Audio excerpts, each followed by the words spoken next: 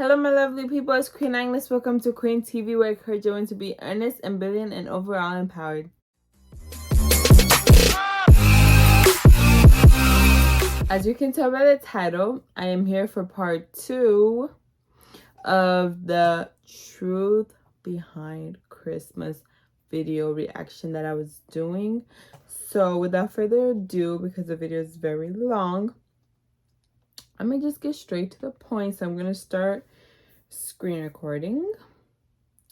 There we go. Oop, I'm not even on the app. Right where we stopped. Jeremiah chapter 10, but I want to look at the two Babylons here. Perfect.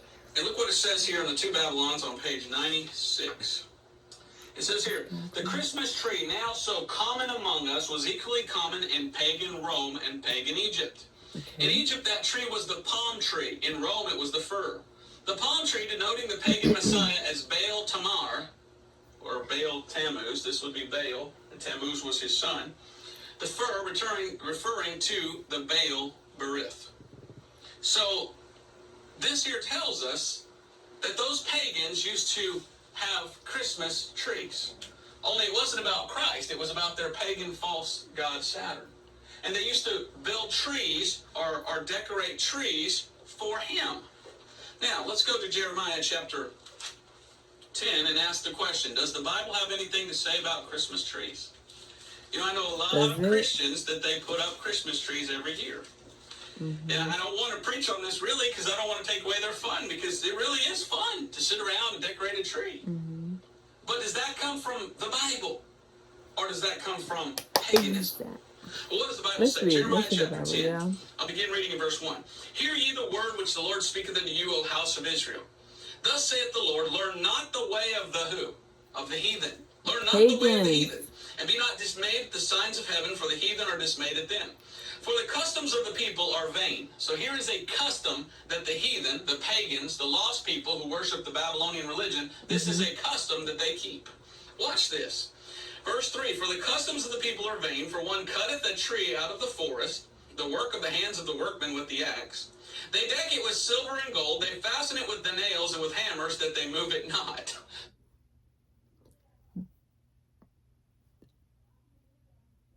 From the Bible. Does that sound like a Christmas tree? We drive through town here, and on both sides of the road, there's all these trees that have been cut down, and there's... Yo, tomorrow the other day I was driving, this person had a Christmas tree, and they had their little emergency lights, and I'm like, if this Christmas tree falls on my car, child, that tree was big. I'm like, on their whole... Sitting there, and they're selling them. Why are they selling them? They're selling them for Christ Mass, so you can go buy one, and with hammers and nail, fasten it into your house, and then decorate it with gold and silver.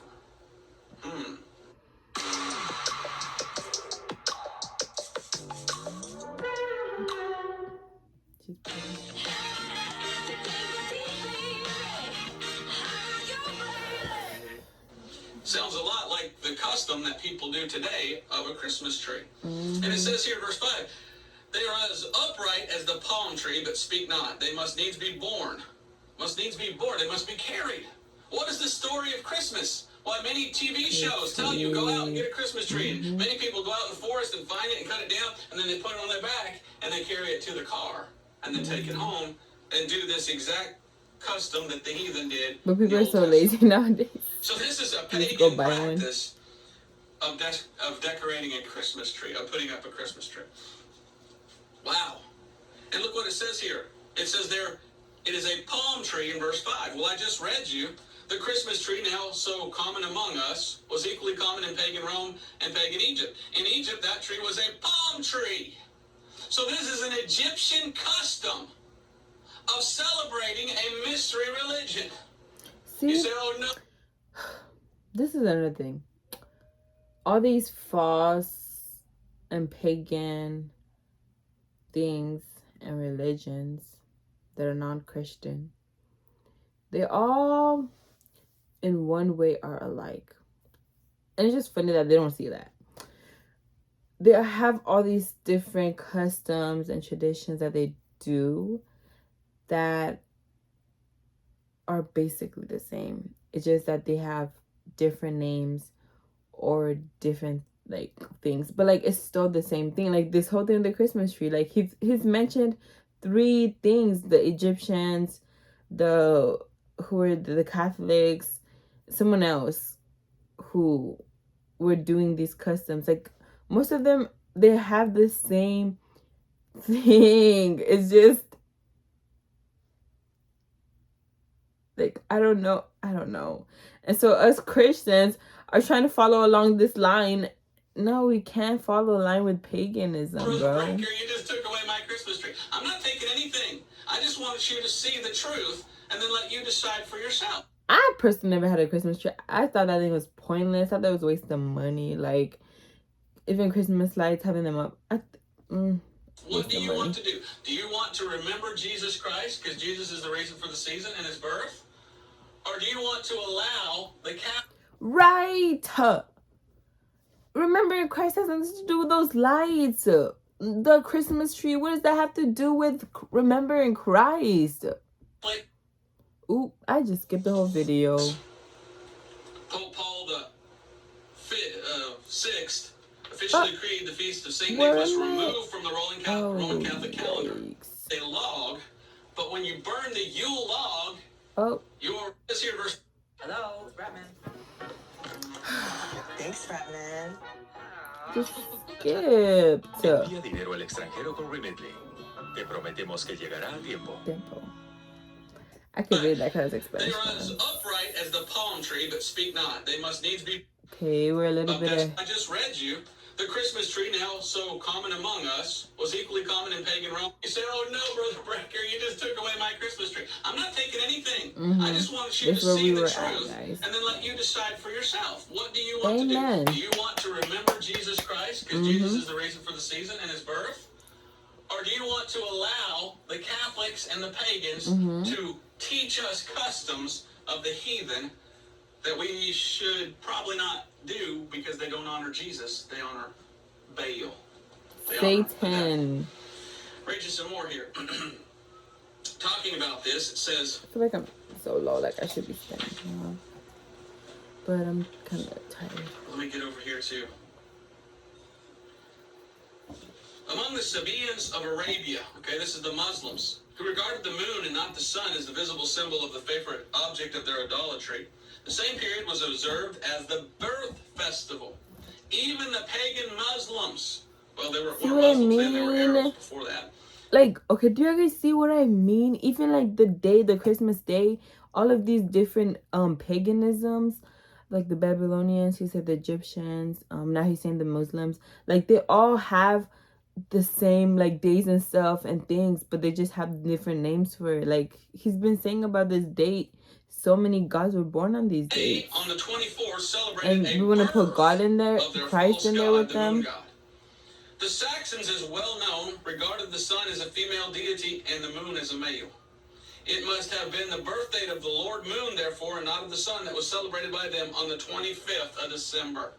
All the pagans have a history of worshiping this God born of Baal, of Saturn, of the moon god. The moon was Semiramis. And they worshipped on the same date, December 25th. Interesting. Right. It says here, everywhere the sun was the favorite object of worship, as in Babylon itself and everywhere. At this festival he was worshipped not merely as the orb of day, but as God incarnate. It was an essential principle of the Babylonian system that the sun, or Baal, was the one and only God. So Nimrod is called Saturn, but he's also Baal. This is the moon god, Semiramis. So this is the sun god. Well, what we do as Christians, we try to Christianize the pagans, don't we? By saying, no, it's not that sun, it's Jesus the Son, and Jesus is God. So let's celebrate the true God that was born. Well, if we're going to celebrate the true God that was born, we'd have to celebrate in September, wouldn't we? Because the false teaching, the false religion, the heathen celebrated in December the birth of that false God. Why would we want to celebrate the same? Why would we follow suit? Why would we say, oh, we'll worship the true God, but we'll just take the date the heathen worship their false God? It's all messed up, isn't it? The math is not mathing. It says here,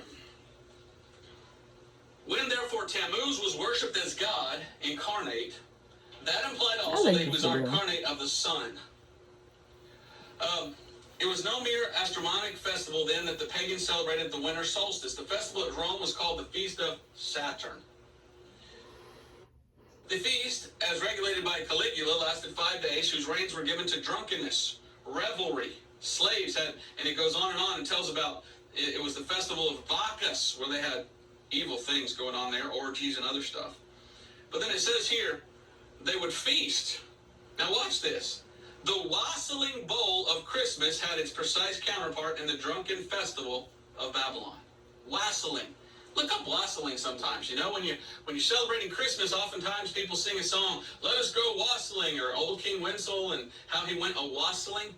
Wassailing was a pagan, Is it decadent festival, and yet we try to apply it to today. Well, now let's look at this. We looked at the Christmas tree. What about the Yule? I forgot to write tree up here. What about the Yule log? You know, when Christmas comes around, even Christians say, "Hey, do you have the Yuletime spirit?" And they don't even know what they're talking about. What is a Yule? Well, let me read that to you. A Yule, I should be on the other page. I'm ahead of myself. Page 97. What is a Yule? I need to get these books. Especially that. Let me go back to page 93. In Egypt, the son of Isis, the Egyptian title for the Queen of Heaven, was born at this very time, about the time of the winter solstice, December 25th. The very name by which Christmas is popularly known among ourselves, Yule Day, provides at once its pagan and Babylonian origin. Yule is the Chaldean name for an infant or a little child. Well, you say, well, that's what we celebrate, Jesus Christ. As a little child. No. The pagans celebrated Tammuz as the child they worshipped. And so the word Yule is a direct reference to the false God, not to our true God, Jesus Christ. So as Christians, we try to mix it up. You can't mix stuff up. The Bible says you can only serve one God. It's talking about the worship of Semiramis. The sun must have been recognized as the man, the branch, and its entirety accounts for the putting of the Yule log into the fire on Christmas Eve and the appearance of the Christmas tree the next morning. So Yule is a pagan word for a child, and its entirety accounts for the putting of the Yule log into the fire on Christmas Eve and the appearance of the Christmas tree the next morning. So Yule is a pagan word for a child, and Yule is a log, but when you burn the Yule log, you're partaking in the mystery Babylon religion of the father dying and then the son coming back to life. So the log burns as a type of the dad who died, Nimrod, and the tree comes back to life as an evergreen as a type of Tammuz. Interesting. More and more and more. I don't have time to read all this. Here they show a branch, a tree cut down. And then there's the stump. And who's around the stump of the tree? Who's around the Yule log? Serpent, which is type of Satan. Therefore, the 25th of December, the day that was observed at Rome as the day when the victorious God reappeared on earth, was held at the Natalis Invicta Solis, the birthday of the unconquered sun. Now, the Yule log is the dead stock of Nimrod, defied as the sun god, but cut down by his enemies. The Christmas tree is Nimrod Redivivus, the slain god come to life again, and he come to life again under the name of Tammuz, his son. In the light reflected by the above statement on customs, before I read that. Y'all, I am learning so much. I hope you guys are learning as much as I am. I'm loving this. Wow. Let me go ahead and ask you another question. This is another one. Okay, so we see the Yule is a Yule log, and that Yule log represents Nimrod, not Jesus Christ. Yep. Another thing we see in Christmas is mistletoe. Ooh. What does mistletoe have to do with Christmas? Is it from the Bible? Definitely not. In the light reflected by the above statement on customs that still linger among us, the origin of which has been lost in the midst of hoar antiquity, let the reader look at the singular practice kept still up in the South on Christmas Eve of kissing under the mistletoe bough. That mistletoe bough, or bough, B-O-U-G-H, in the Druidic superstition was, as we have seen, was derived from Babylon, was a representation of the Messiah, the man, the branch. The mistletoe was regarded as a divine branch. And it says, thus, the mistletoe became the token of divine reconciliation to man, the kiss being the well-known token of pardon and reconciliation. So what you have is you have the true Messiah, Jesus Christ, wasn't even born in December. And you have a false Messiah, this one here. And so the mistletoe is a representation of the false Messiah.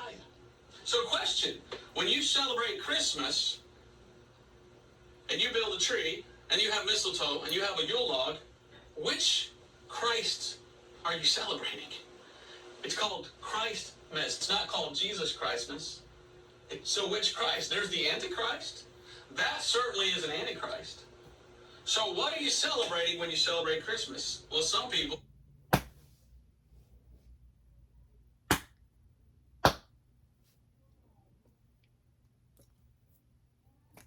Speechless. That makes sense. Without even knowing it, are celebrating the false Christ. He closes here by saying...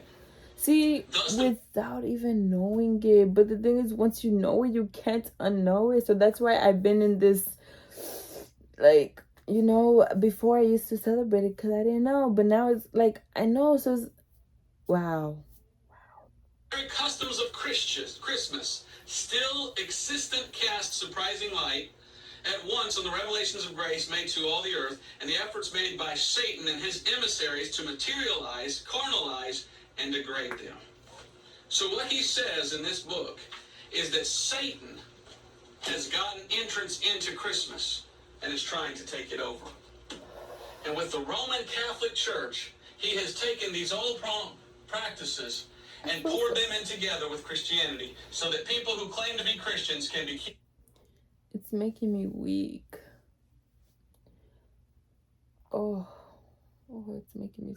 Oh, what am I doing? It's making me so... Guys, the truth hurts, you know? And it's just... Oh, it's making me so weak. Keeping these same feasts with the same different customs that they did back then. Oh, how that must delight the devil. Oh, how much that must delight Satan to know that they're still worshiping him with his mystery Babylon religion. Let me go ahead and write it up here. Mystery Babylon religion. Do you see where I'm getting this from? I'm not making this up. It's making sense. So now do you see why so many Christians for so many years have been against Christ Mass? Christmas, because they saw where it came from and what it does. It honors Satan more than Jesus Christ. And that's so sad. But that's what Christmas does. Oh, I don't want to hear it. Well, I'm sorry you don't want to hear it. It's true. Now, today, what they've done, and a lot of this was done by modern, this is more modern, you know, 1800s, late 1800s and from then on. Then we have the celebration of Santa. Oh no, not Santa. I can't take this. Le Mal, le Parfum, the new fragrance for men by Jean-Paul Gaultier. Is Santa in the Bible? No, there's no Santa Claus in the Bible. But this teaching of Santa, what we're about to find out, seems to be surpassing the remembrance of Christ.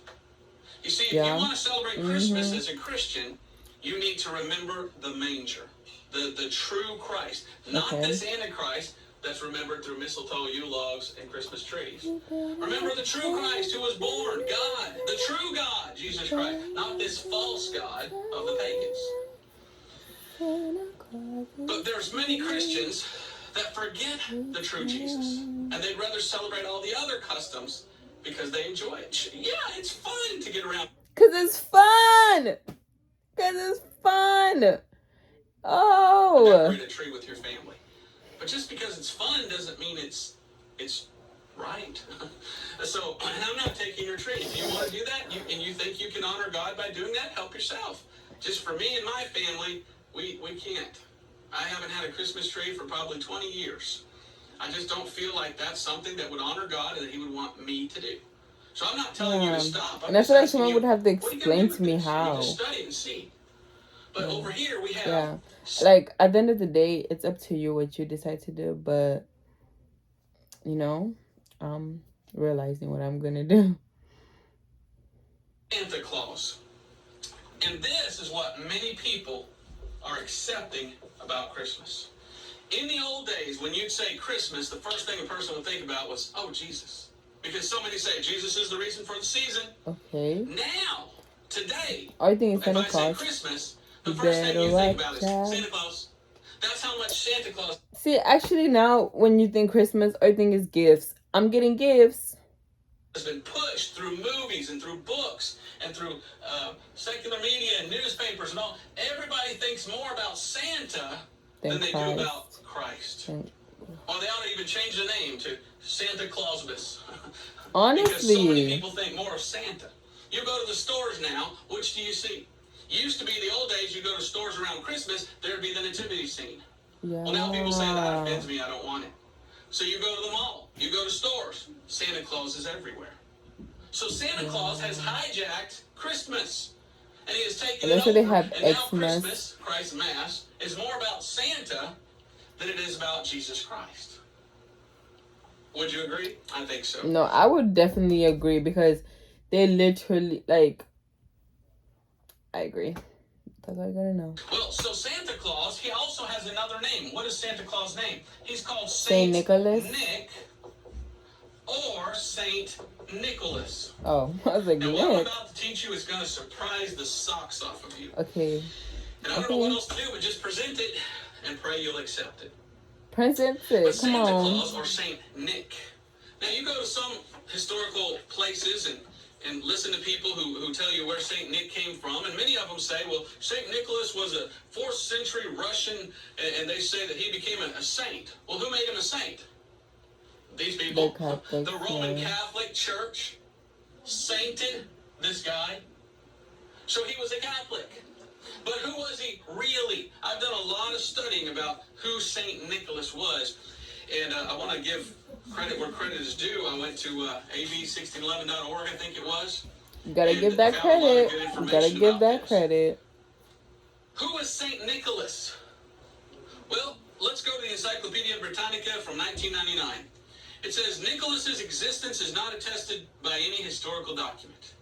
So there was no Saint Nick. He's a made-up character. Interesting. Other people say that Saint Nick, who lived in the 14th Wait a minute. century as a Christian patron saint of Russia, it says his accounts of his life are confused and historically unconfirmed. The Microsoft Encarta Encyclopedia of 1999. So they say, look, a lot of people think that that's who he was, but we cannot confirm historically that that's who he really was. It's confused. Well, who's the author of confusion? Not Jesus, but Satan. Unfortunately, very little is known about the real Saint Nicholas. I'm reading from the Christmas Almanac, New York, Random House 2004. It says very little is known about the real Saint Nicholas. Countless legends have grown up around this popular saint, but very little historical evidence is available. So it's hard to know who this really is. I'm about to show you who it really is, and it's going to shock you. Okay, come on In now. 1969, I'm the ready. final nail in the coffin was put into St. Nicholas and who he was. Pope Paul the Sixth officially created the Feast of St. Nicholas removed from the Roman Catholic calendar because of doubt that he ever existed. So even the Catholics are backtracking and saying, we don't even know if that guy is real. Yet they sainted him. How could you saint someone who's not even real? He says because the saint's life is so unreliably documented, they dropped him from the Catholic calendar in 1969, according to Microsoft Encarta Encyclopedia 99. No evidence exists that this guy was ever real or who he is. Now I'm going to go to an Encyclopedia of Occultism and Parapsychology, printed in New York by the Gale Research Incorporated, 1991, page 650. Look what this book says. Old Nick, a well-known British name of the devil. It's right there. They say, this occult book, that Nick is a name for the devil.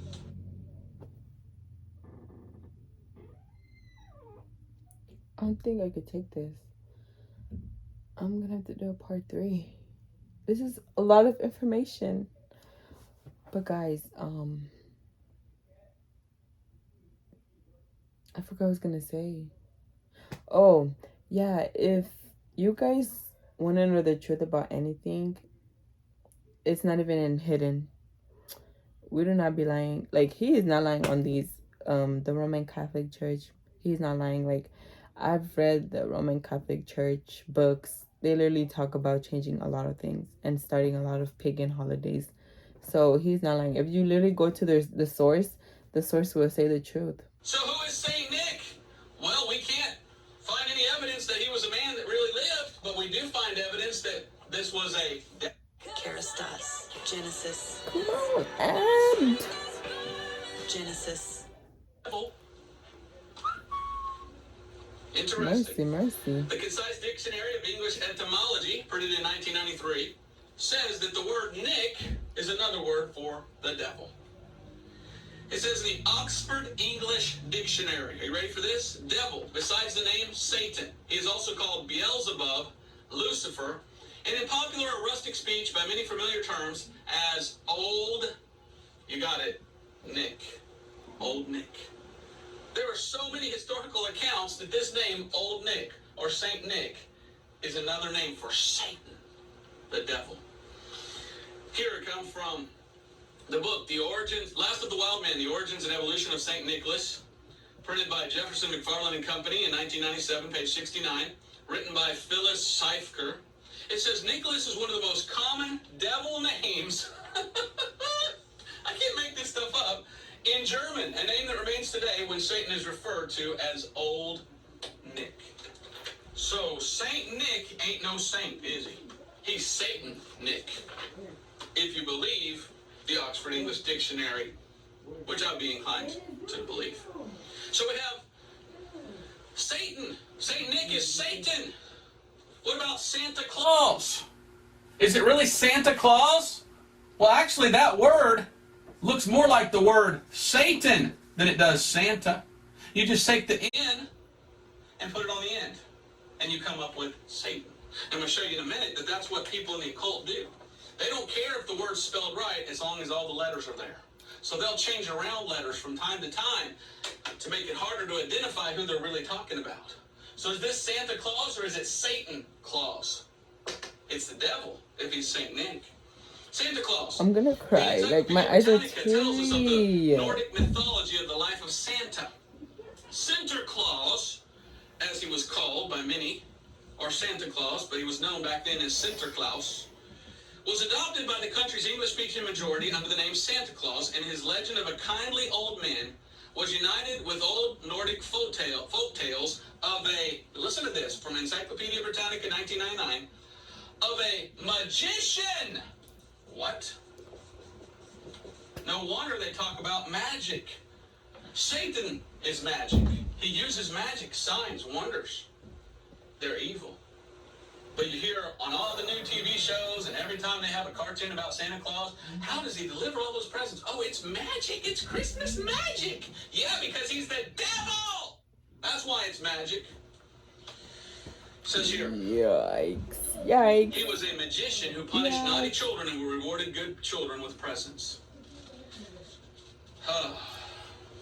Who is Santa Claus? The truth behind a living legend, presented by the Bath Press, printed by the Bath Press, 1987, written by Robin Crichton. This man did not come to play. He Some has Santa his researchers back. associated Santa with the Norse god of Odin or Wooden. The god Odin is a god that's riding through the sky on an 8-legged horse named Sleipnir. Well, Santa originally had 8 reindeers. Sounds kind of like Santa with 8 reindeers, then they added another one, Rudolph. And this old pagan god, oh wait, there's an old pagan god that they celebrated Christmas without even knowing. Well, when you celebrate this guy, you're celebrating an old pagan god without even knowing it. An old pagan god that supposedly would fly through the sky in the winter solstice, who, according to this, would reward the good children and punish the naughty. So many different books, so many different things. It says here that according to this, See, I like this guy because he comes with the facts. the old Like, Norse god he's coming Thor correct. was represented as an elderly man, jovial and friendly, of heavy build, with a long white beard. And his element was the fire. His color was red. Well, Santa dresses in red. He drove a chariot drawn by 2 white goats called Cracker and Dasher. Cracker. Dasher is one of Santa's. Huh. And was fighting the giants of ice and snow, and thus became the Yule god, and was said to live in the Northland, where he had a palace among the icebergs. The fireplace in every home was especially sacred to him, and he was said to come through the chimney into his element, the fire. So who is Santa Claus? He's the devil. He's the same false god Baal that these people worship back then on this day. And yet we Christians, we say, oh, well, that day means a lot to us. We love that day. I wonder if we shouldn't have this day as the day of celebration for Jesus Christ. Honestly, we should just make that day like I'm gonna best start celebrating it with my family, like when I get my own little family. The origin of Santa to Thor. Behind the name Santa Claus actually stands the figure of the pagan Germanic god Thor. Who is Thor? The god of thunder. He's a magician. He's the god of this world. The Bible says the god of this world is Satan. Oh yeah, over there in 2 Corinthians. It gets worse. It gets worse.